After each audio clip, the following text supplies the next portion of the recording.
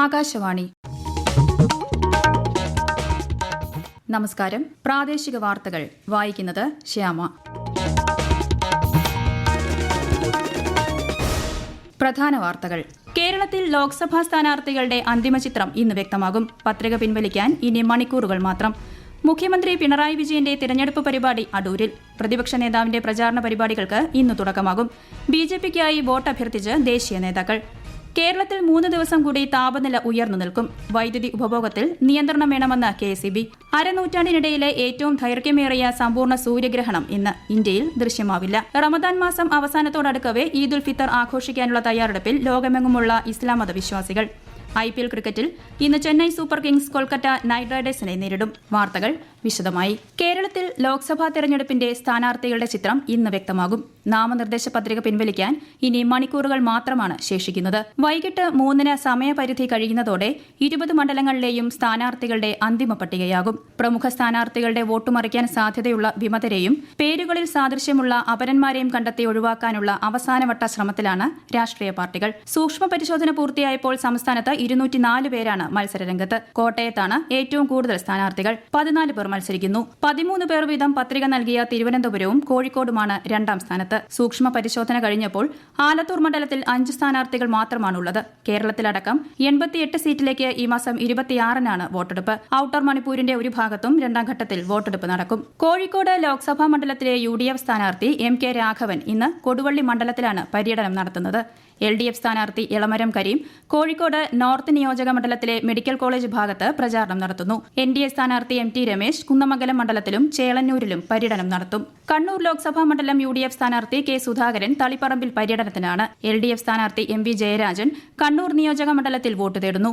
NDA സ്ഥാനാർത്ഥി C രഘുനാഥിന്റെ പര്യടനം ധർമ്മടം മണ്ഡലത്തിൽ നിന്ന് ആരംഭിച്ചു. ത്രികോണ മത്സരം നടക്കുന്ന തിരുവനന്തപുരം ലോക്സഭാ മണ്ഡലത്തിൽ സ്ഥാനാർത്ഥികൾ മണ്ഡല പര്യടനം തുടരുന്നു. UDF സ്ഥാനാർത്ഥി ശശി തരൂർ കഴക്കൂട്ടം മണ്ഡലത്തിൽ പ്രചാരണത്തിലാണ്. LDF സ്ഥാനാർത്ഥി പന്ന്യൻ രവീന്ദ്രൻ തിരുവനന്തപുരം മണ്ഡലത്തിൽ 54 കേന്ദ്രങ്ങളിലാണ് പര്യടനം നടത്തുന്നത്. NDA സ്ഥാനാർത്ഥി രാജീവ് ചന്ദ്രശേഖർ പൊതുപരിപാടികളിൽ പങ്കെടുക്കുന്ന തിരക്കിലാണ്. വൈകുന്നേരം നേമം മുതൽ ഉള്ളൂർ വരെ റോഡ് ഷോ നടത്തും. മാവേലിക്കര ലോക്സഭാ മണ്ഡലത്തിൽ 10 സ്ഥാനാർത്ഥികളാണ് രംഗത്തുള്ളത്.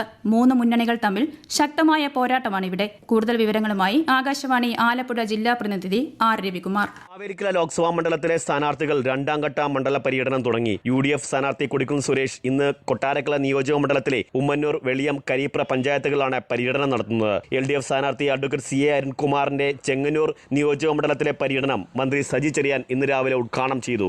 NDA സ്ഥാനാർത്ഥി ബൈജു കലാശാലയും ഇന്ന് ചെങ്ങന്നൂർ നിയോജക മണ്ഡലത്തിലാണ് പര്യടനം നടത്തുന്നത്. പോളിംഗ് ഉദ്യോഗസ്ഥർക്കുള്ള രണ്ടാം ഘട്ട നിയമന ഉത്തരവ് ഇന്ന് ഉച്ചയോടെ പുറത്തിറങ്ങി. നാളെയും മറ്റന്നാളുമായി രണ്ടാം ഘട്ട പരിശീലന പരിപാടിയും നടക്കും. സ്ഥാനാർത്ഥികൾക്കായി തെരഞ്ഞെടുപ്പ് കണക്ക് രേഖപ്പെടുത്തുന്നതിനുള്ള പരിശീലന പരിപാടി ആലപ്പുഴ പ്ലാനിംഗ് ഓഫീസിൽ ആരംഭിച്ചു. തിരഞ്ഞെടുപ്പ് ചർച്ചകളിൽ നിന്ന് ദേശീയ രാഷ്ട്രീയ പ്രശ്നങ്ങളും നാട് നേരിടുന്ന വെല്ലുവിളികളും ഒഴിവാക്കാനാണ് UDFും BJPയും ശ്രമിക്കുന്നതെന്ന് മുഖ്യമന്ത്രി പിണറായി വിജയൻ.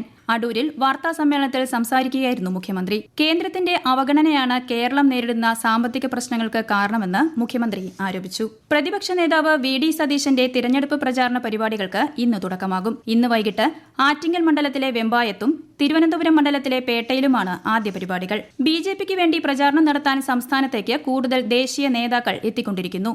NDAയുടെ കൊല്ലം ലോക്സഭാ മണ്ഡലം തെരഞ്ഞെടുപ്പ് കൺവെൻഷൻ മഹാരാഷ്ട്ര ഉപമുഖ്യമന്ത്രി ദേവേന്ദ്ര ഫഡ്നാവിസ് ഉദ്ഘാടനം ചെയ്തു.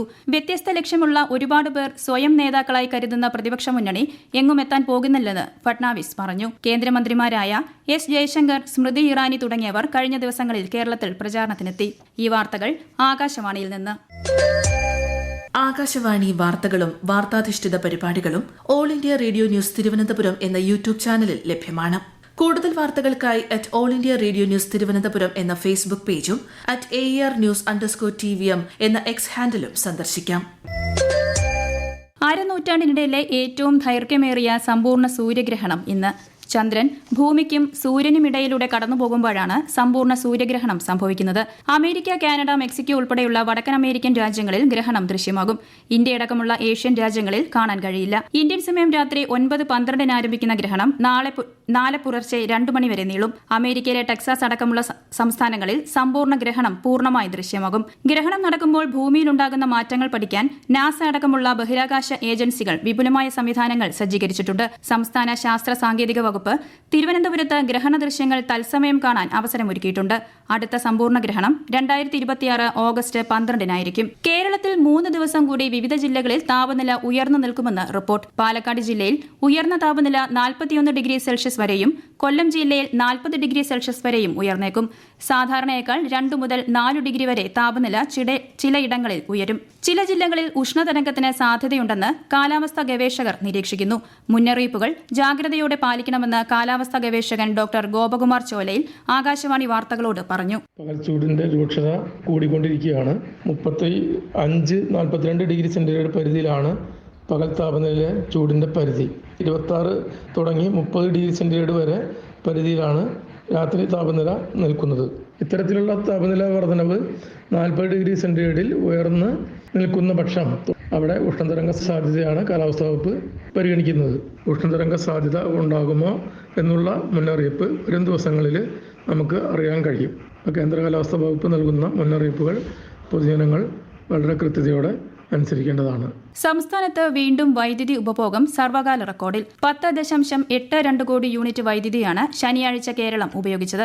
വൈദ്യുതി ഉപഭോഗത്തിൽ നിയന്ത്രണം ഏർപ്പെടുത്തണമെന്ന് KEB അഭ്യർത്ഥിച്ചു.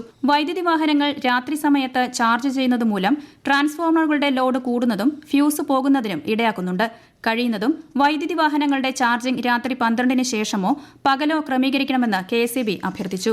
വിശുദ്ധ റമദാൻ മാസം അവസാനത്തോടടുത്തതോടെ ഈദുൽ ഫിത്തർ ആഘോഷിക്കാൻ തയ്യാറെടുപ്പിലാണ് ലോകമെമ്പാടുമുള്ള ഇസ്ലാം മത വിശ്വാസികൾ. സംസ്ഥാനത്ത് നാളെ മാസപ്പിറവി കണ്ടാൽ മറ്റന്നാളായിരിക്കും ചെറിയ പെരുന്നാൾ.